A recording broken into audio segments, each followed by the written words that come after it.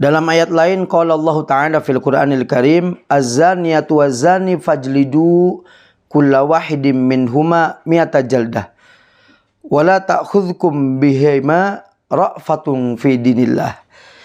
Dikatakan az-zaniyatu waz-zani. Ada sebagian yang mentafsiri kenapa kalau dalam bab zina itu kalimahnya az-zaniyatu waz-zani. Jadi perempuan dulu. Ya. Tapi kalau dalam ayat maling, ayat-ayat nyolong, sarik as-sarik was-sariqatu, gitu ya. Laki dulu. Ini ada sebagian yang berpendapat kalau dalam masalah zina itu yang menarik untuk menyebabkan zina itu adalah perempuan. Kadang ada perempuan yang bilang begini, jangan salahkan kami yang berpakaian seperti ini. Jaga aja mata Anda. Jangan lihat-lihat kami. Ya gimana mau dijaga orang kelihatan. Ya.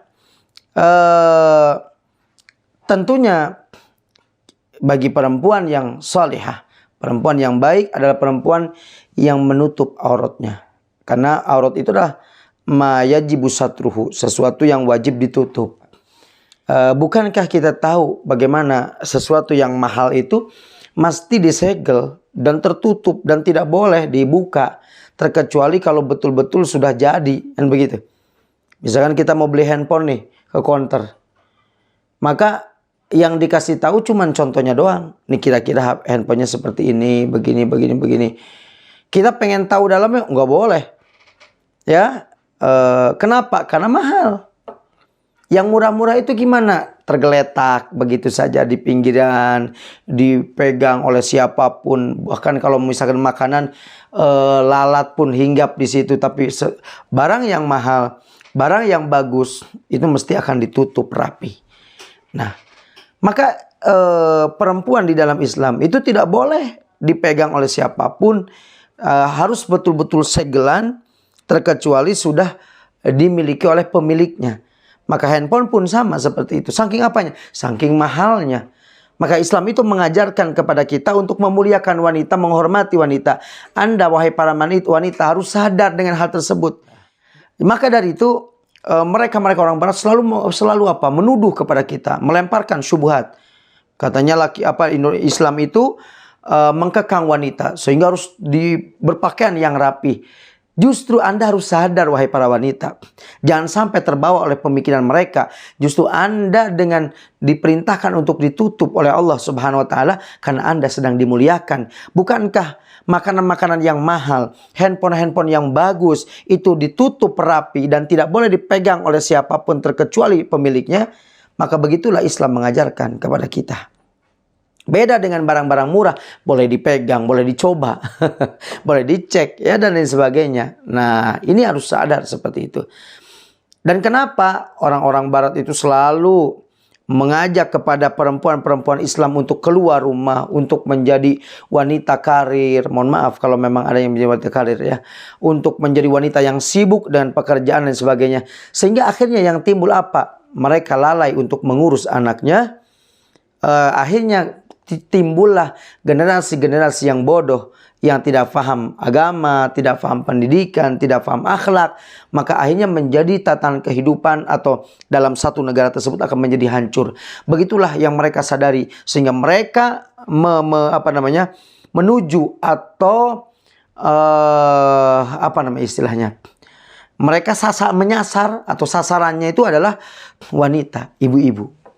Karena wanita adalah madrasah ula, pesantren pertama, madrasah pertama yang akan mengajarkan kepada anak-anaknya. Kalau si istri-istrinya itu mereka sibuk urusan-urusan pribadinya sehingga dia tidak sempat ada waktu untuk mengurus anaknya, maka anaknya menjadi bodoh, anaknya menjadi tidak paham agama, anaknya menjadi tidak paham akhlak, sehingga akhirnya menjadi anak yang kurang baik, yang bodoh, yang tidak punya akhlak, maka akan hancurlah keluarga tersebut. Kalau hancur keluarga ini, maka berarti kehidupan di masyarakat atau di satu kampung tersebut akan menjadi hancur.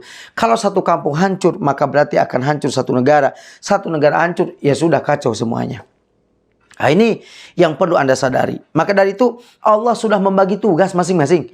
Wanita itu tugasnya adalah di rumah, mengurusi anak, melayani suami, ya, mendidik anak dengan baik, mengajari anak karena suami sibuk. Sehingga akhirnya apa yang terjadi? Suami baru datang karena dia capek habis kerja. Istrinya pun sama, capek habis kerja. Lalu apa yang terjadi? Anak punya PR.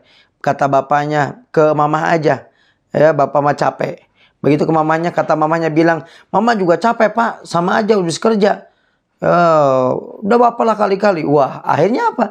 Si anak bingung, si anak akhirnya nggak belajar, nggak bisa ngerjain PR, dan seterusnya. Itu akan muncul hal-hal seperti itu, dan banyak hal-hal negatifnya.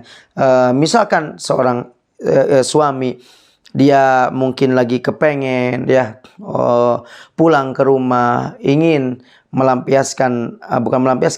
untuk menyalurkan syahwatnya kepada tempat yang halal itu, kepada istrinya. Namun istrinya tidak siap.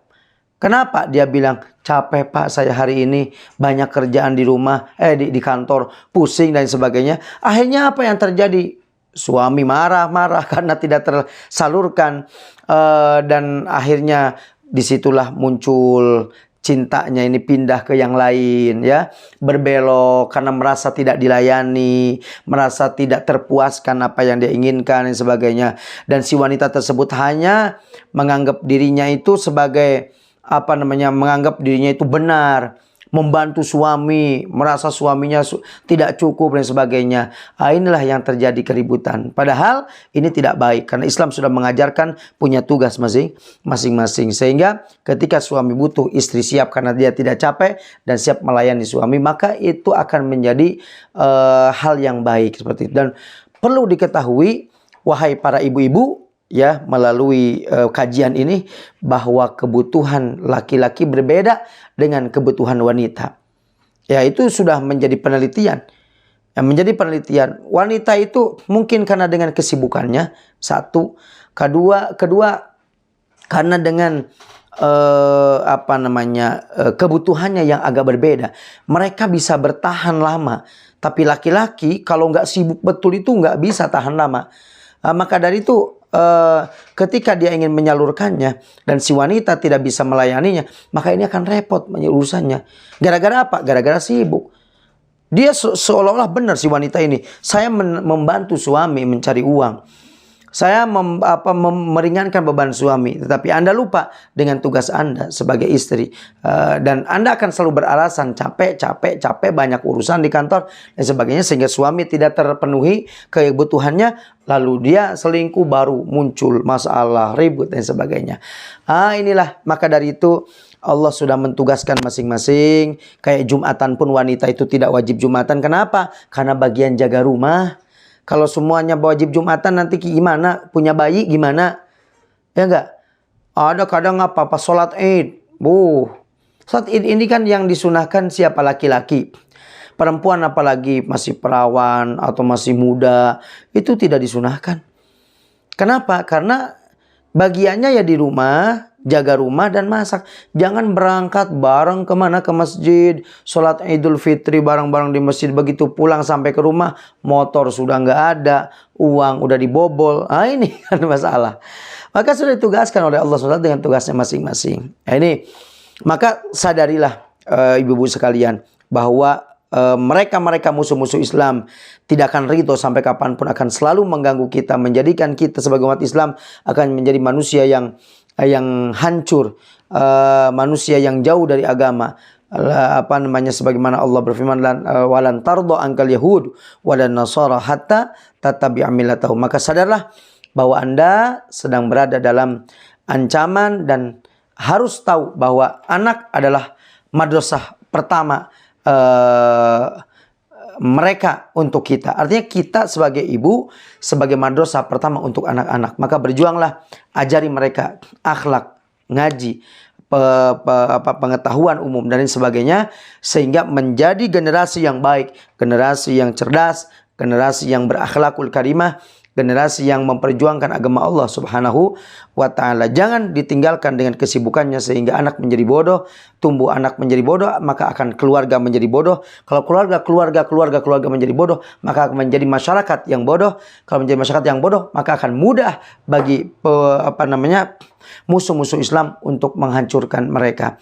Maka dari itu ayo kita sama-sama berjuang, berusaha bagaimana untuk mendidik anak-anak yang baik.